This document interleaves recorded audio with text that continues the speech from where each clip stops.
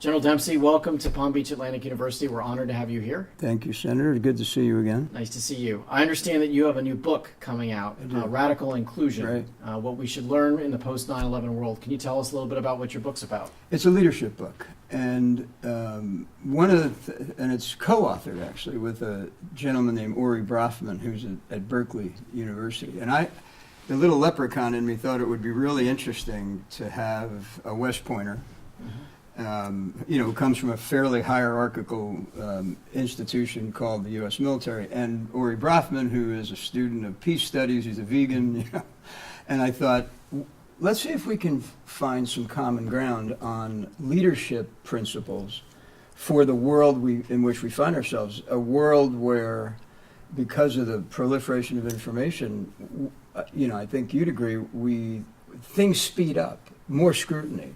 We're better connected, but we may not better understand things because we kind of stay at a level of a superficial level in a lot of cases. So it's a leadership book, and we use vignettes out of the business world, which is his expertise, and we use vignettes out of the military, which of course was mine. I'm pleased with it, and the title's a bit provocative. We suggest that the way we navigate the future is by more collaboration, not less. And when will that book come out? March 6th. Excellent. It's available now on Amazon. Perfect. Yeah. Perfect. Yeah. We'll have to make sure we get a copy. I can make sure you get it. Thank you.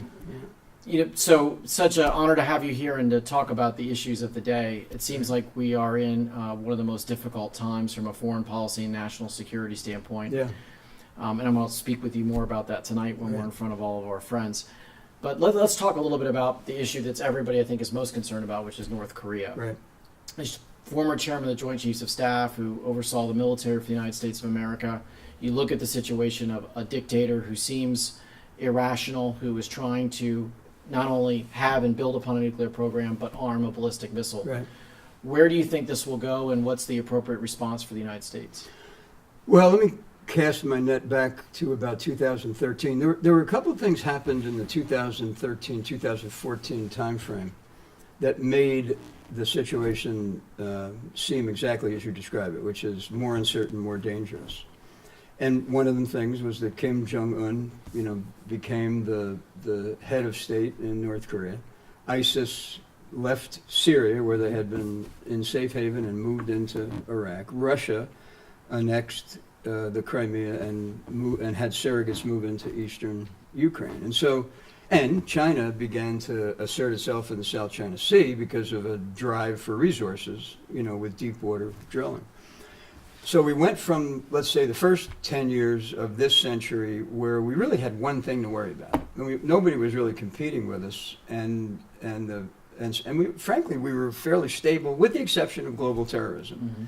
That's a big exception, but it was understandable and manageable. And we went from that to a circumstance where two nuclear powers, Russia and China, began to assert themselves, reassert, depending on how you look at it, where Al-Qaeda morphed to ISIS, and ISIS became not just an individual group, but a movement, and where North Korea began to break out. All the intel analysts were looking at the North Korean problem as one that would take maybe a decade to manifest itself.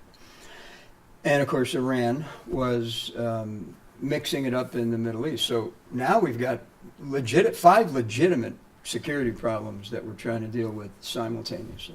What do you attribute that to, that time that in 2014? Were we just far enough beyond the Cold War that there was this time of resurgence of different powers? I mean, why do you think all those events coalesced? Well, I think in the case, let me take 3 of them where I feel some confidence in answering your question. The other 2 I may not feel quite as confident. But, Russia began to look at NATO's aspirations to continue to expand. So if you're Russia, you say, wow, since the fall of the Soviet Union, NATO's eastern border has moved 1,000 miles. And you say, wow, I wonder where that's going to stop. Secondly, all of their trend lines are just awful. Their economy is in recession. They've got demographic problems, 11 time zones. And Putin, of course, consolidated power. He had power, but he consolidated it in that time frame so that he had far more autonomy to make decisions for Russia on his own, and he did.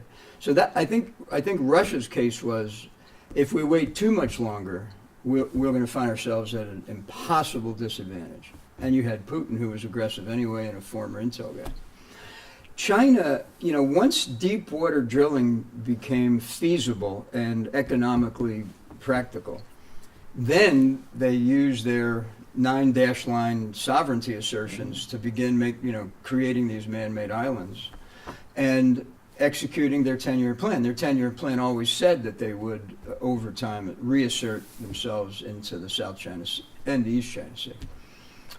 I think the reason they chose then to do it was that President Xi also consolidated power in a way that heretofore the committee, the Communist Committee of the People's Republic, distributed power far more than Xi distributes it now as he's consolidated control. And once he did, and to take advantage of the technology, they started drilling. Because they do have a huge energy problem on their hands with 1.4 billion people. And the other one I'm fairly confident in is, in fact, North Korea. So Kim Jong-un becomes the leader. He purges anyone who would be a competitor. He looks around the world and says, there's no way I survive. I'm only 29, and if I want to make it to 39, I got to have some way to make it, a lot more difficult on the world to pressure me. And so he looks at, the fact that Libya fell because they didn't have anything. He looked at Saddam Hussein, who fell because he didn't have anything. And his conclusion is that their nuclear aspirations needed to be accelerated. The real question, and he did, the real question for me is where to get it. Because they got some technology and expertise that we didn't think they would get on that timeline. And it is possible that it came out of that Ukraine. Once the Ukraine began to be destabilized, I think intellectual property and potentially even some technology moved, but they broke out quickly. So how does the U.S. respond to those multi? Yeah, that is the question. Well, for one thing, and you asked about North Korea, so let's zero in on that. Here's my judgment. As the status quo power, we are the status quo power, and likely to remain so for the foreseeable future. It seems to me that you don't want to allow a lesser power, a middleweight power, a rogue nation to speed you up. In other words, I use the football analogy. Most football teams, the really good ones, win because they control the clock and they have fewer fumbles, fewer mistakes. As the status quo power, I think that's where we ought to be. Control the clock, fewer mistakes. For me, that means that we shouldn't accelerate either our own intentions or at least overtly. Whatever we can do covertly, I'm all for it. But overtly, we shouldn't get the clock running artificially fast. And we shouldn't give North Korea the impression that the timeline is really compressing, because they could make a really bad decision. So, frankly, I think a more, not necessarily diplomatic approach, but a more deliberate approach, and certainly one that brings in as many countries as we can possibly put against this problem, because it's not a problem that we can solve on our own. Well, a lot to talk about. We'll talk about it more tonight. And again, General Dempsey, thanks for being at Palm Beach Atlantic University. My pleasure. Thanks for having me.